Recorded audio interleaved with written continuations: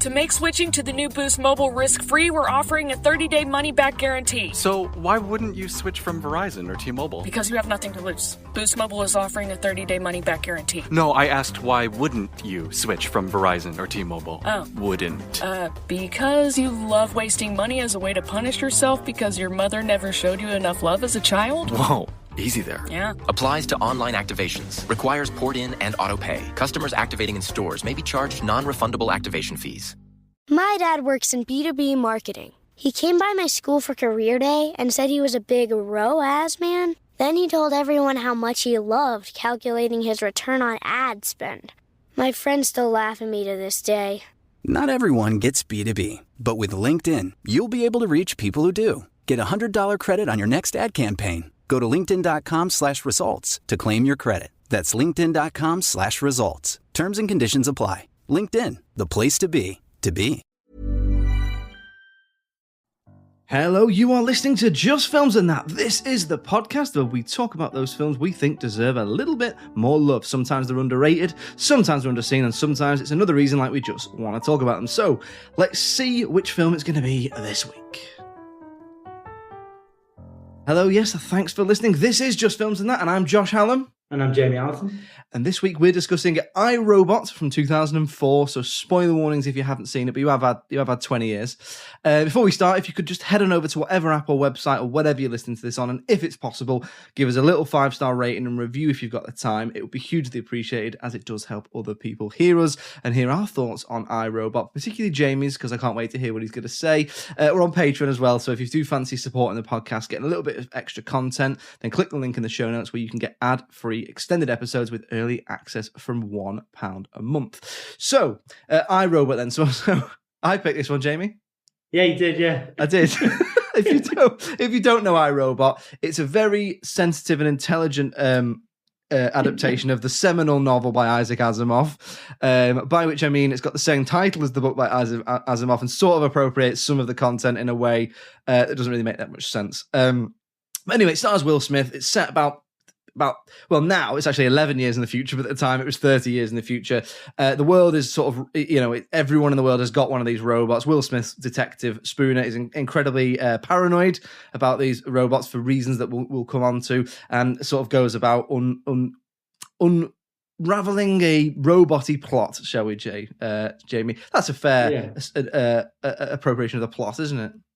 Yeah, I mean, you probably should have mentioned product placement. There's a lot of product placement. I bloody love Converse and JVC sound systems.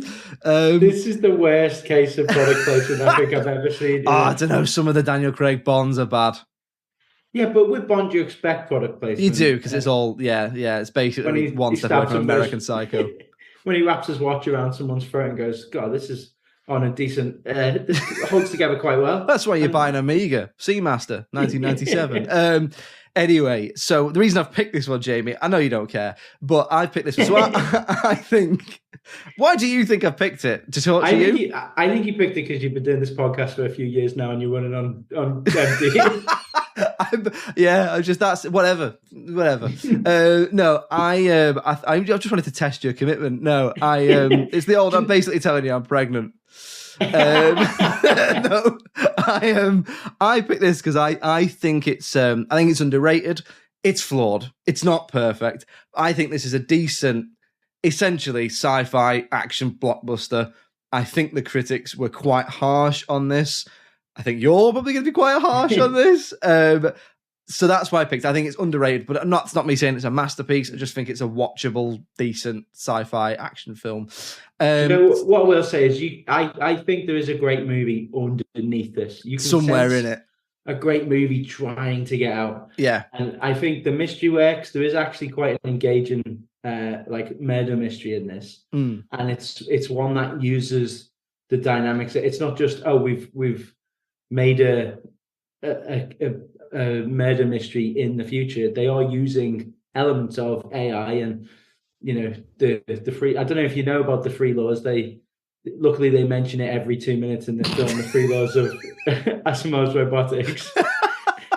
Yeah, I mean, if you've seen any futuristic sci-fi film with robots, aliens, I think it probably comes up in Blade Runner. It's the three rules, and it's essentially like a robot can't can't hurt, must obey, can't hurt a human, must obey the command of a human unless it conflicts with the first law, must look after itself unless it conflicts with the first and second law. That's right, isn't it? So you are allowed to be like robot, punch yourself in the face.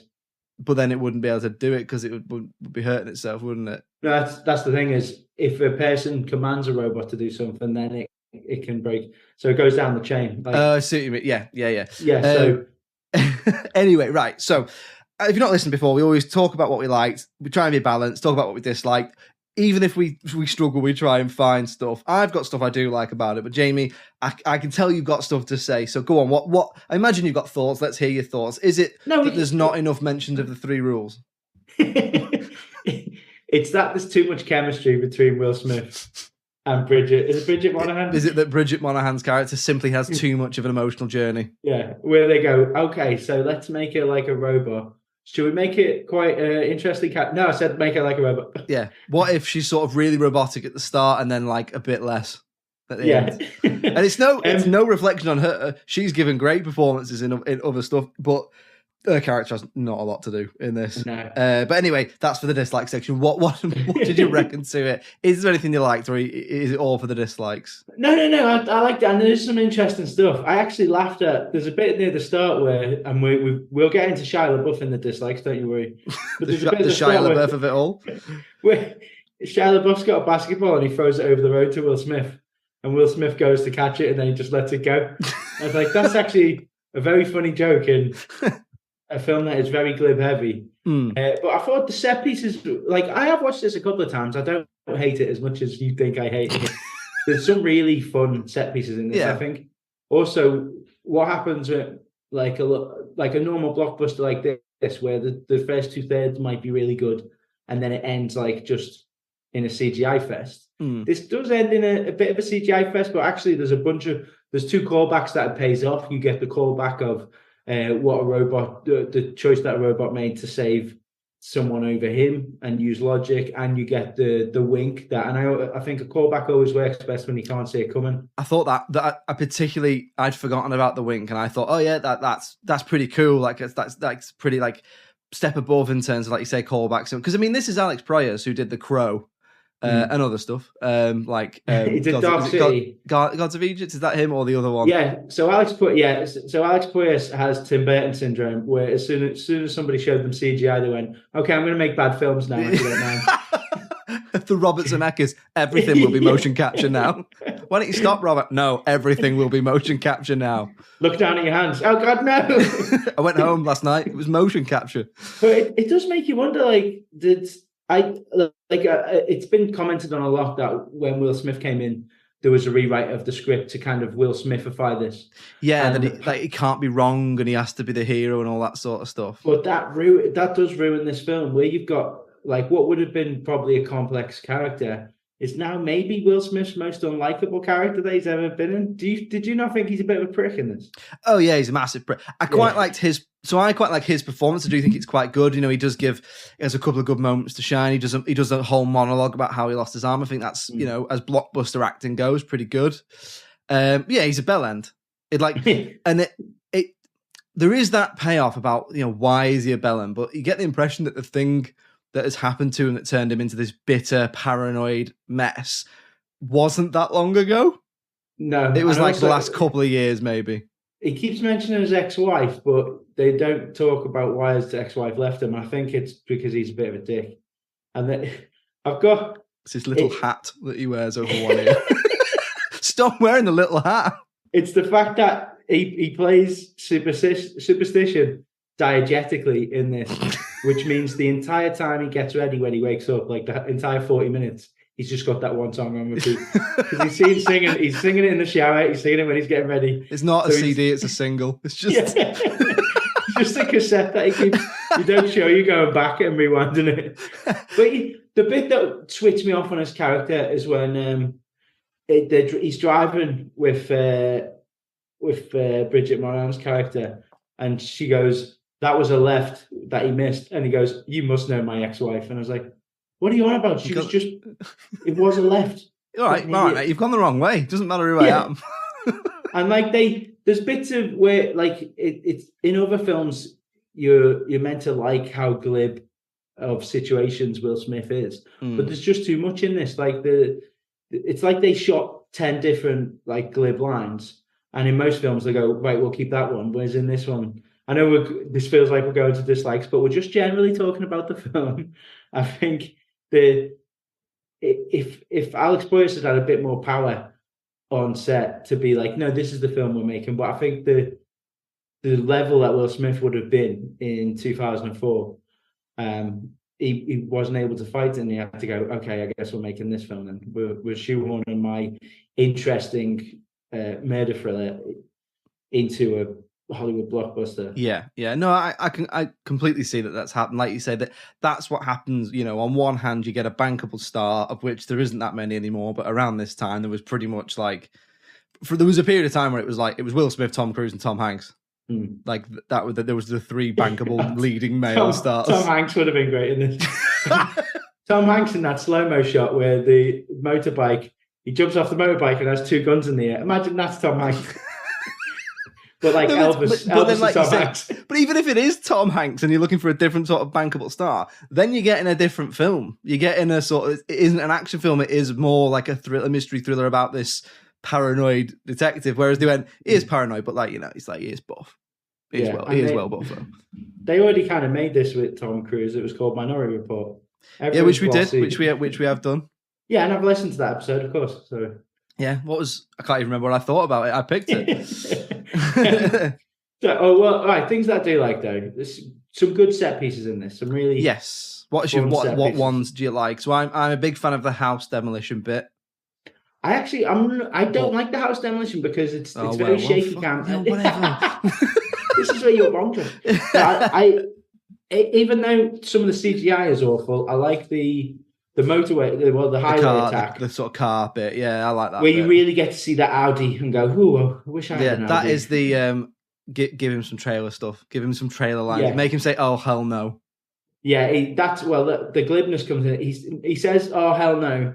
And then, like 20 seconds later, he says, "Now you pissed me off." Yeah, proper like when you're playing a game and the character can only say sort of set dialogue. Yeah, which like when you think about Independence Day, one of the lines I came out repeating afterwards was, "Don't you shoot that green shit at me?"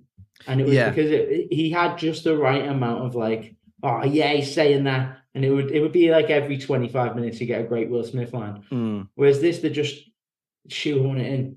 Yeah. But I did like that set piece, even though the robots in this are from the post-Terminator 2 world of killing, where grab someone, throw them. Yeah. You're a robot, you just collapse his lungs. He's already got fake lungs. Just pull his chest cavity out. Yeah, no, grab you, throw you. But he does, like, Poyas does a couple of interesting camera angles where you can tell, like, CGI cameras were starting to be used. I think Alan Tudyk's great in this. His son. He is. He's great. Because what I wasn't sure of is I think he just plays Sonny. I think all the other robots are just CGI, but he's great in it. I mean, he's got such a humanity to him, hasn't he, Alan? So for me, one of the things that I've got here is it's got in it this Alan Tudyk, Chi McBride, Bruce Greenwood, and James Cromwell. Right, they're proper Mount Rushmore supporting actors. Them. Particularly James Cromwell, he's like, oh yeah, in like everything he's in. Oh, the guy from Green Mile. And he's like, I'm going to die before the film starts, though. But I am still tall and old, always, and I'm always the farmer in Babe. Yeah, I mean, it is a great cast, isn't it? Yeah, it's a great cast. I think also one of the things I like about Sonny is that I didn't come to this conclusion myself. I think I was reading like Roger Ebert or something, and it was that he's not got Pinocchio syndrome. He's not trying to become a man, which most robot films are. I want to be human. He's just trying to understand himself. Yeah, and he's more like a child, isn't he? Yeah, and he's curious about humanity, and he uses the tricks of humanity. But he's not like, I want to be you. He realizes he's unique. And actually, the bit where they kill but don't kill him. That's actually quite emotional. I think Bridget Monahan does a great job in that scene, even though like, oh, well, they're not killing him off. And the only other thing that I did like is I think Will Smith's trauma story is really engaging. Like, I know it is kind of, she comes round to his and goes, okay, now's the bit where you tell me your trauma. We need some backstory on you, fella. Oh God, But you should take your shirt off though. Yeah.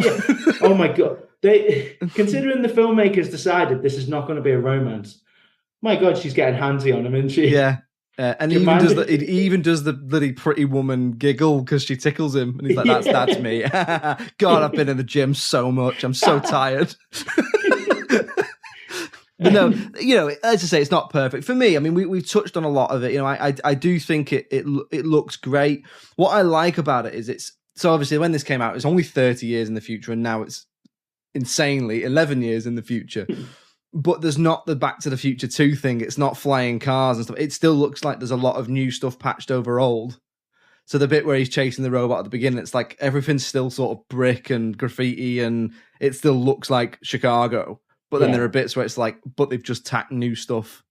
So it looks a little bit more like, obviously it's still far-fetched, but even the way that the roads are, that's not going to be the case in 11 years' time. But it's still a little bit more, it's more futuristic and realistic. So it's a little bit more like, less like a Blade Runner and more realistic. Or the main one I was thinking was Back to the Future 2 because that just went big with the flying cars and the Jetsons vibe and all that sort of stuff. Whereas this doesn't do that. It's very much like, it's going to look more or less the same, but it's going to be just a bit newer looking stuff. Well, I think they could have done some more interesting stuff with that. Like if you say, okay, the world is all using robots now, just show more obese people maybe, or I think they could have been more creative. Like Wall-E. What is the future? Yeah. Yeah, no, that's a good point. There is that woman who's not got her inhaler. Yeah, she needs her inhaler, and he runs it back to her, and then Will Smith essentially does the equivalent of tackling a car in public. Yeah. And what's weird is they have a little subtext of he's robot racist. Yeah, and then they kind of goes away. I feel like they went, we can do some interesting like analogies to racism in America here, and then they've gone, oh no, this is a Hollywood blockbuster, so we won't do that. Absolutely do that because, like you say, there's the whole technophobic or robophobic, whatever you want to call it. What I do think, and I haven't read the book. I'd like to read the book. Now, the book is not, from what I've read, the book is this sort of seminal sci-fi. Have you read it? I haven't. No, I know that Calvin is like one of the main characters in it. Yeah, she is, yeah. But in it, from what I've read, it's not a narrative. It's sort of a series of short stories that are almost like puzzles. But it's this seminal sci-fi work. And I don't know that much about it, so I'm not going to pretend that I do. But I did quite like in this, whether this is in the book or not, there does see some sort of interesting ideas, specifically towards the end, around classism and that whole idea of they're killing the old robots because those old robots are obsolete, and when they make new robots, so that's that idea of the constant drive for perfection within those robots. I didn't mind that, and I didn't mind that being, a little bit of a thematic sort of device in what is essentially like an action film, a blockbuster sort of thing. I didn't mind that. I thought that was pretty well done. Yeah, it does touch on that kind of we are constantly being replaced by something better, and as soon as that something better can be, mechanicalized, then even greater. We have people talk about the self-service checkouts now and how that used to be people who then lost their jobs. And Bruce Greenwood even says, I bet you would have complained about the internet because it got rid of libraries. So it's kind of there, and that's what I mean about you can feel that better film trying to get out. Yeah, if they went. They could have gone a few ways, and they went with the let's try and make $500 million with this instead of being like let's make it intelligent. It's almost like and this is another thing I've sort of seen. Like you say, I've not come to this conclusion myself. I've seen from reading around the film, but it's just called iRobot. I think if it wasn't called iRobot, if it was called Will Smith's Robot Conspiracy, it sounds shit because that's a terrible name. But no, but if it was called something else, because they piggybacked off the title of that book, I think it made people go, this isn't that. Well, then what's weird is they then credit the three laws to James Cromwell's character. They don't even say, they don't even say, Asimov came up with these in the 1900s. Yeah. And we realized that they're really good rules, so we put them in our robots. They have it quoted at the start and then go, but in our world, James Cromwell. James Cromwell did it. Remember of the Green Mile? His wife was swearing and then she wasn't because of the tumour or something? The guy who could have had a robot jump out the window and just go run and tell the police that he's being held captive, but instead... No, I want you to murder me, but I could do something else. No, I'd like you to... You have to promise. Wait, I can probably just get the internet and... I'd like you to kill me. Vicky's watching everything we do. Yeah. Is she not watching you tell me to kill you? Yeah. Could she? But she can't stop you though because she's a computer. Yeah. Just throw me out the window. Honestly, I'm tired. Just I'm so tall and old, and I was in Babe. But you know, with Batman and that, I like the mystery, and also I like that the bigger mystery is it's not who killed James Cromwell, it's why was he killed. Yeah, and so they do have it as like almost a throwaway at the very end when when Bridget Monahan's character should have worked it out by now that it was Sonny who killed the Doctor. Because the Doctor forced him to get that message out. But that's not like the big reveal. The big reveal is Vicky's behind it all. Well, let's move on to that then, because that's probably that moves nicely into my main dislike, which is, I mean, there's issues with that script, isn't there? Oh, baby. Okay. There are issues. I mean, let me literally, it feels like they put a series of action set pieces together and went, what if the end is just 2001? It's just that. It's the same. It's the same. Bad computer. It's an evil computer. I'm sorry, Will Smith. You can't do that. Yeah, but you are buff though. So buff. So, what? Obviously, you've touched there that you've got more dislikes than likes. Let's hear it then. What didn't you like about it? Let's get Shia LaBeouf out of this movie straight away. Yeah. Stop cussing. Oh my God. Go home. Stop I forgot he was in it until I went, oh yeah. Like a disappointed, like someone being like, you think you're getting a line on Saturday morning, we're going around there tomorrow for a brew.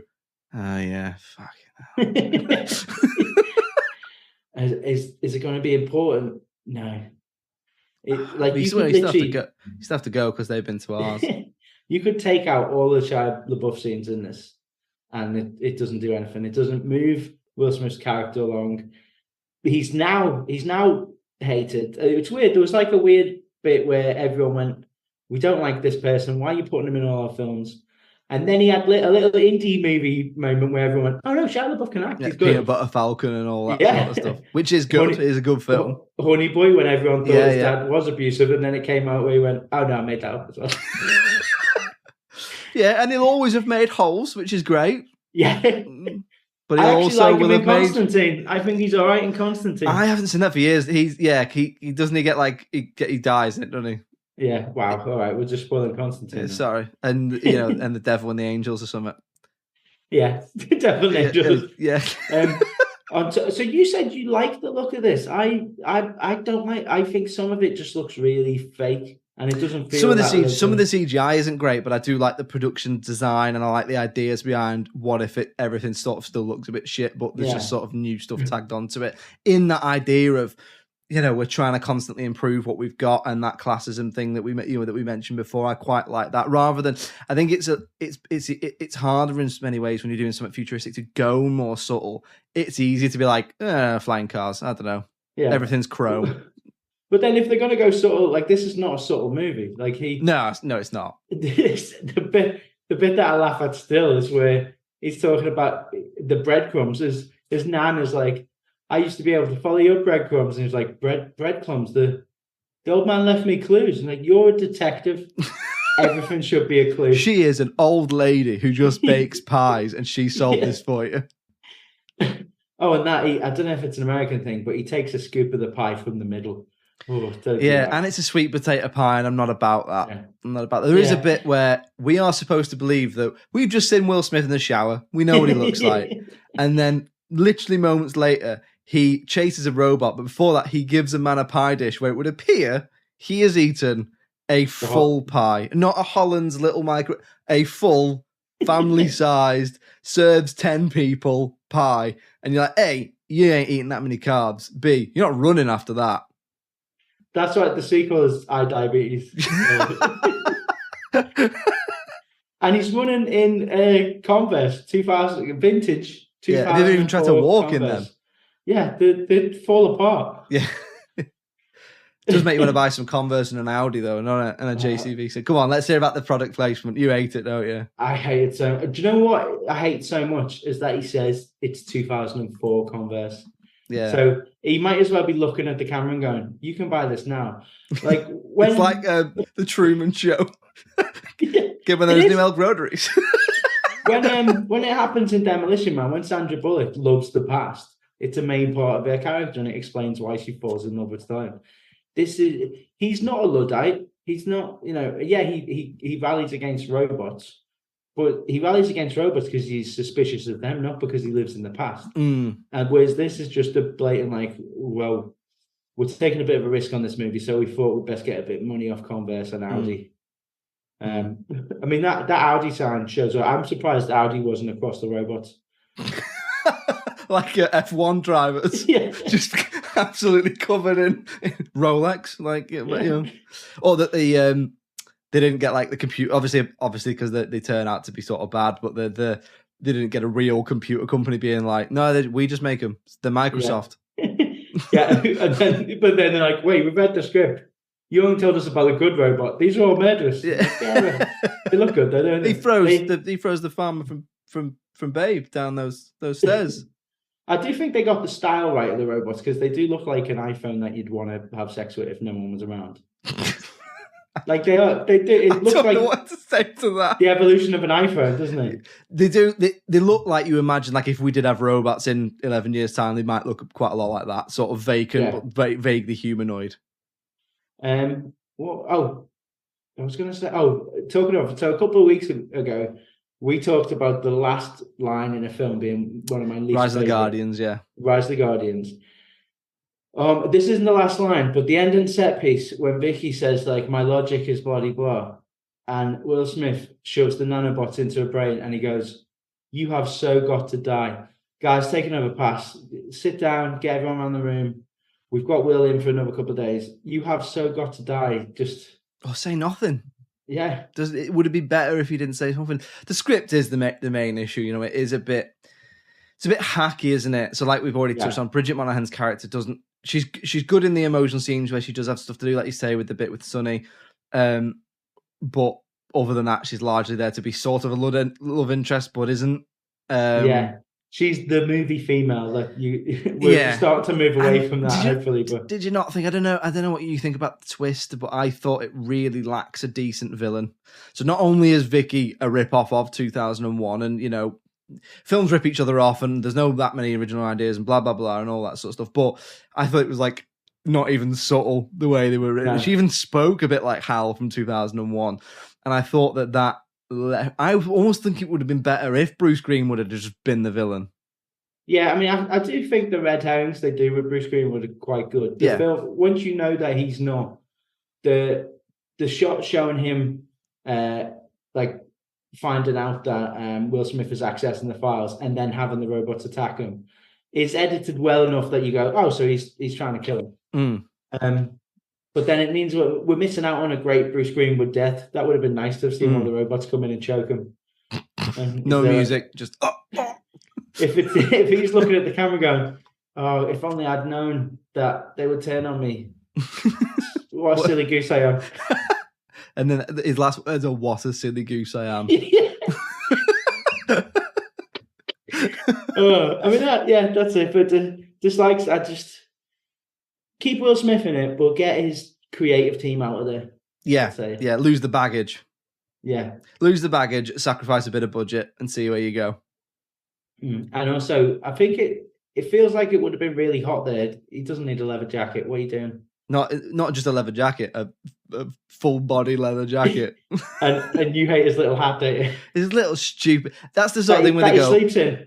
Yeah, that he sleeps in. It's like... Because I don't think you see his hair once in this film, and it's like, what if fashion now, but like, you know, a bit different? No, I think he takes his little hat off to show emotion.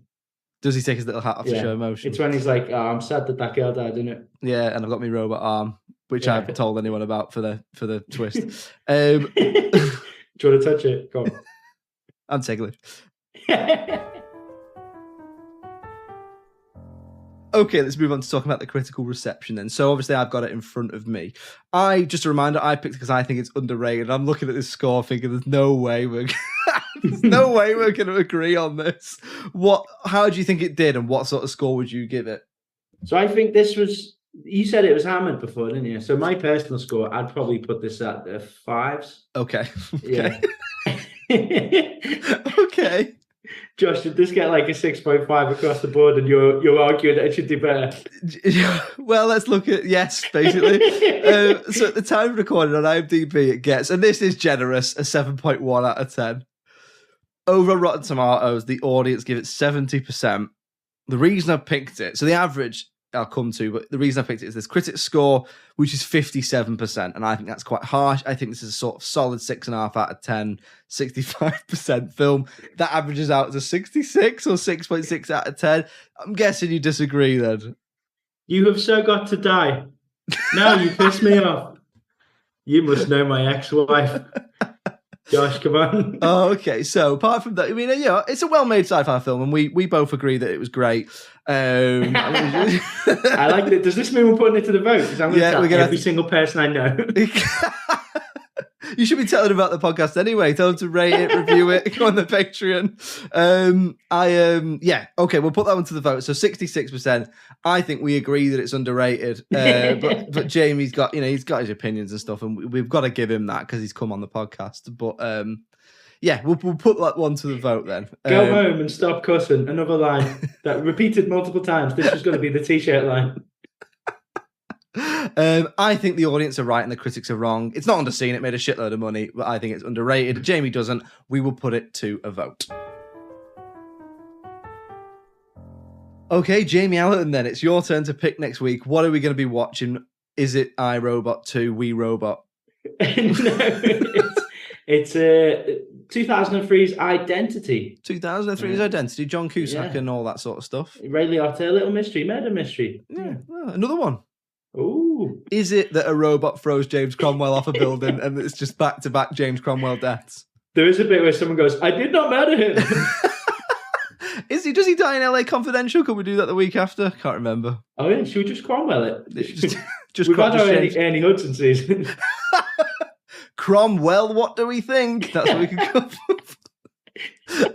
Anyway, join us next week. We're going to be talking about Identity from 2003. In the meantime, if you'd like to suggest a film or just get in touch with us generally, it's filmsandthatpod@gmail.com. We're on all the social medias as well, so if you search for Just Films and That on Facebook, Instagram, Twitter, TikTok and YouTube, you'll find us. So give us a follow. We're always putting content out there.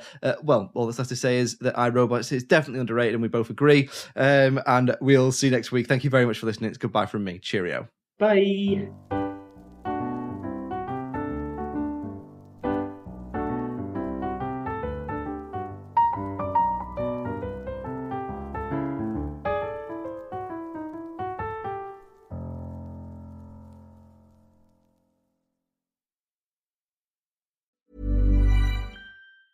The new Boost Mobile network is offering unlimited talk, text, and data for just $25 a month for life. That sounds like a threat. Then how do you think we should say it? Unlimited talk, text, and data for just $25 a month for the rest of your life? I don't know. Until your ultimate demise. What if we just say forever? Okay. $25 a month, forever. Get unlimited talk, text, and data for just $25 a month with Boost Mobile forever. After 30 gigabytes, customers may experience slower speeds. Customers will pay $25 a month as long as they remain active on the Boost Unlimited plan.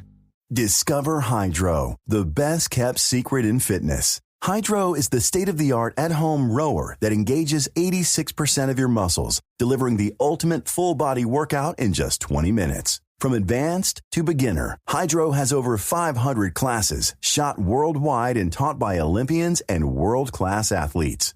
For a 30-day risk-free trial, go to hydro.com and use code ROW450 to save $450 on a Hydro Pro rower. That's HYDROW.com, code ROW450.